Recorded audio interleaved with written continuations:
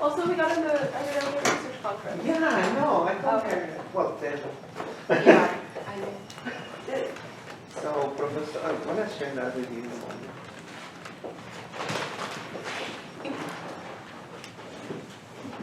Sorry. You're alone. Sozinha. Huh? Sozinha. Sozinha. Sozinha. On your own. Me? Sozinha. Sozinha. What? Yeah. You made it a face like a hot cake. I'm just thinking something. That's fair. My first impression that we're speaking. So Don't just say something. you are I sat down. Okay, it's time, there's more to write, but since I sent you such a detailed stuff in print, it doesn't mean that only these words. This is more just to, you don't have to look at that, what order we're going, but I sent you those long things that I hope you read, that it's a guide also when you go and study for each unit, that you can follow. It's a narrative, right? So this is just the vague outline. So, first of all, about the papers again. I was reminded last year when I was looking for a TA and they didn't have a TA for this course, and somebody applied before Ernesto, and he had been a linguistics major, and he wanted to convince me that he was qualified to teach the course. And I said, well, do you have any papers? And he only had like little dinky 3-page papers. And so I rejected him. And that's how Ernesto got hired. And now it's our second year of being together. What I'm trying to say by this, okay, maybe you'll hate us forever after this course, but maybe one day you'll thank us. Because, you know, we wouldn't have to give you such a complex paper. Lots of classes, they give you a paper because it's an upper division course, and well, you know, you should have a paper, and you hand it in at the last minute, and then the teacher doesn't really have to correct it. The details, they look at it, they give you a grade, or they inflate your grade, or they don't, and nobody's learned anything. So the things that you're doing here that we're telling you to go step by step, including the formal parts, like having a bibliography that is readable and retrievable and all that, isn't just for this class, it's for any class. But once you finish doing a paper that also looks normal and has a normal narrative, you don't know when you will be applying for a graduate school or a job. There are also jobs when they say, well, let's look at your writing skills. So you will have a document for that purpose, and you want to tell them about not only our student, but you have 3 students now who are... Yeah, You met one already. Yeah, 2 of them are here, Melissa and Carly, and both of them were accepted in the undergraduate research conference with a paper on Brazilian Portuguese Twitter. And also one of my ex-students from the Language and Latin American course, Judith Rodriguez, got into the conference with a paper in gay singers in YouTube, Mexican YouTube. So and I just want that to let you know that it's And you already met Lindsay. yeah. And Lindsay was our student In this class last year. Yeah. So she's gonna be also in the conference. So it would be great if you all go to to support your friends, our classmates, and also to see how is the conference too. And to have it on your CV. I mean, it's a useful thing to have on your CV and to practice talking and all of those things. And of course, you can never do it the semester you do the paper, because any paper is due too late for that. So then when you do the paper, and maybe you need to revise it a little bit, and all those things, and then you can submit it. So if you're still here next year, it's really a good thing to try to do if you have a paper that's an A paper. Obviously, it works better in experimental paper when you're doing something original also, but so today, to me, this is a very exciting unit because this has been my life, and the very first person who wrote about this, Susan Gall, really started this whole field. That is, if Lakoff started gender, and 75 remembers that canonical date. I'd love to look at you because you look so like spring there. It's just, just like you came in like this and I said, go away. You're bringing winter. So, okay, I'm not supposed to say that, I'll get. So, Gal is wonderfully interesting because in 1978, so just right after Lakoff, she wrote her dissertation about a Hungarian village in Austria, which I'll tell you more about later, where this peasant community speaks Hungarian and all the problems with that. So it was not just about gender, all the things we've talked about, men and women having different roles, speaking differently, whatever, but the whole thing of diglossia, speaking two languages with different roles, and the women eventually wanting to give up the Hungarian and why, and becoming Austrians. And she did this by also gently criticizing all the male linguists who went before in the 60s, the sociolinguists, who never dealt with gender properly. They were looking at, they might have looked at pronunciation differences of male and female or whatever, but they never looked at the real why of it. And so this is really a very important article.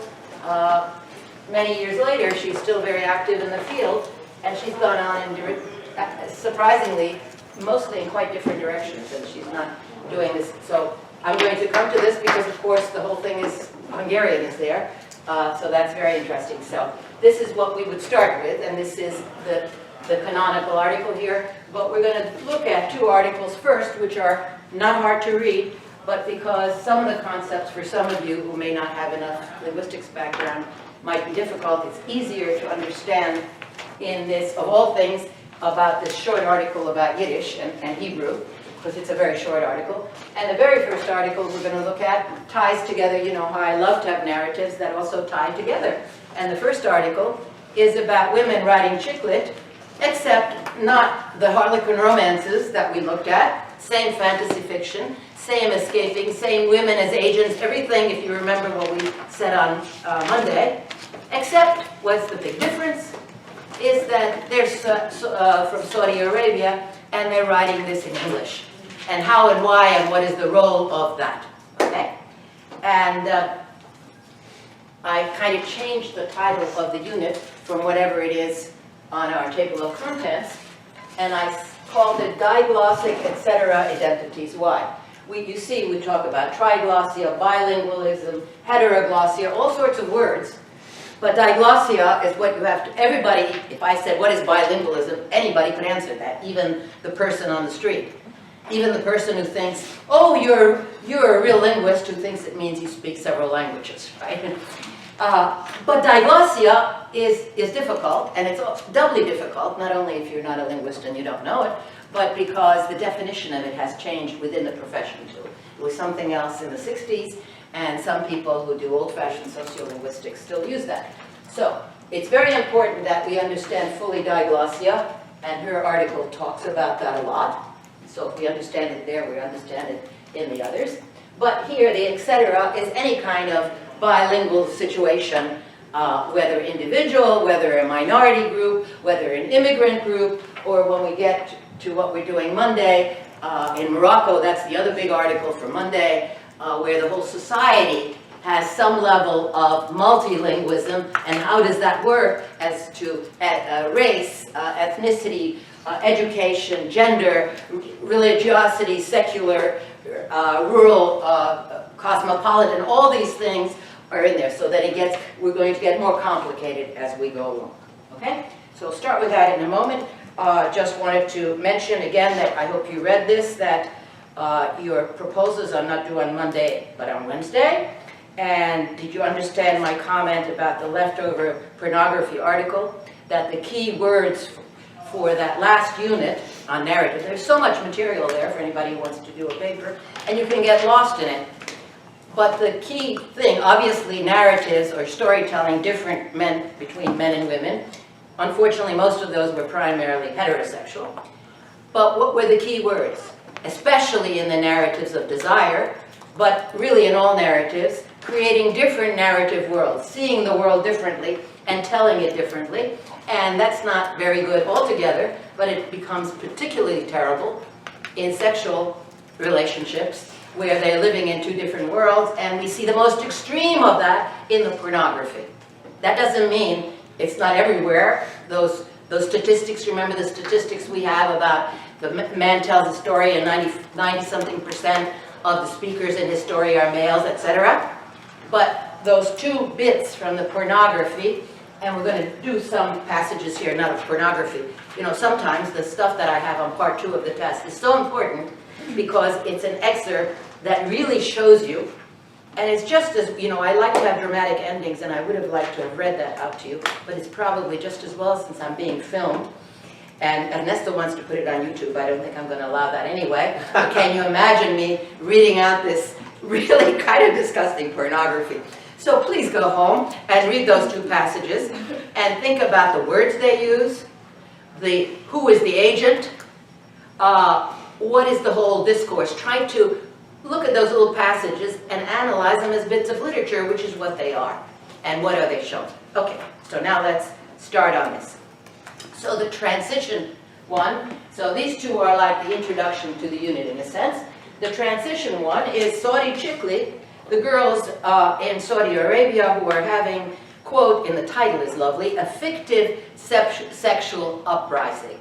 And it's a play on words, fictive as in fiction, but fictive in that it ain't real, right? So this article tells you at the end, basically, that what they're doing is, well, okay, I didn't write that here, but it's written in your outline, that it's a fantasy, not just that kind of fiction is fantasy, but that what it does give them is kind of an outlet to have an alternate life, just like for all those housewives who are buying Harlequin romances, but the situation is even more serious and more things are going on, but we have to add also the idea that they're writing in English. Okay, why do you think that these women would be writing this in English? What might be some of the reasons, whether or not you read this? Yes? I mean, from my own personal experience, I find it really hard to like swear or talk about sexual things in Nepali. Because? Because it's a very conservative culture, and I have the expectations of femininity in like, you know, really like strictly back home, but then I mean, You might not even have the vocabulary. Maybe you do, but that's an issue. Some of the Asian articles we have that tell us that the girls don't even have the vocabulary. yeah, like most of the vocabulary that I know of are either super sexist or very clinical. Yes, so there is not that in between. Okay, so, and especially you don't want to talk about it in public. That's a very big issue they make here, the private and the public. So, okay, what other reasons would these girls be writing in English? Well, how about the very fact that they can write in English? What does that mean? Oh, well, I was just going to say, like, it adds to the whole outlet of it, like, kind of becoming a different person in a different world and, like, pretending to be, like, somebody else, I guess. Yes, thank you. And I forgot to tell you the second part, so why I gave that, and you just brought that back. So not only is it diglossia, so we can just talk about the language, people speaking 2 languages, or in some of the articles about how different languages get gendered metaphorically, but the really important thing is when people are doing these things, whether they're Laotians or Francophone Canadians or Moroccans or women in this village who want to learn Austrian, German rather than Hungarian, what they're doing with their diglossia or triglossia or language change is trying to change their identities. Yes? That's what I was going to say. Like English being like a language that I've known as like the language of almost the free, because it represents to me like the Western world. And also consumerism and modernism and capitalism and the ability to travel and all these things. Okay. And anybody who's writing in English, who is she? She can't be some peasant. She has to be someone who's already educated. So it's the cosmopolitan woman, creation of the cosmopolitan woman. So it's a class difference. She's likely to be more secular. I mean, if her father is sending the sons to religious school, then he's not going to have a daughter he's allowing to do this. So it says all these things. So English represents the out, and it's very much like what we saw in the back